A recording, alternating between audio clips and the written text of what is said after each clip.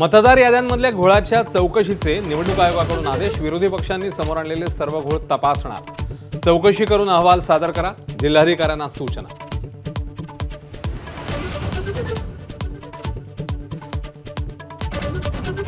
OBC मेळाव्यात भुजबळांच्या विखारी टीकेनंतर राधाकृष्ण विखेंची संयमी प्रतिक्रिया।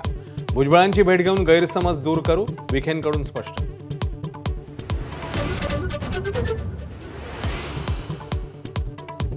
नागपुरातील अफाट मोर्चाला भाजप घाबरला, भुजबळांना पुढे करून आपल्यावर टार्गेट करायला सोडलं, विजय वडेट्टीवारांचा निशाणा। अंबडच्या सभेत कोयत्याची भाषा झाल्याचाही दावा।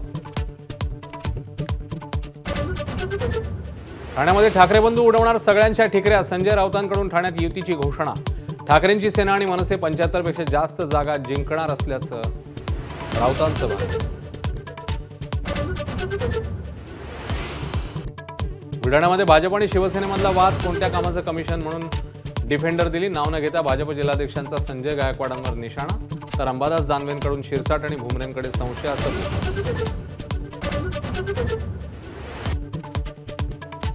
दिवाळीत रात्री 10 पर्यंत तर लक्ष्मीपूजनाला रात्री 12 पर्यंत फटाके फोडण्याची परवानगी, डेसिबलची मर्यादाही पाळा, मुंबई पोलिसांची कडक नियमावली।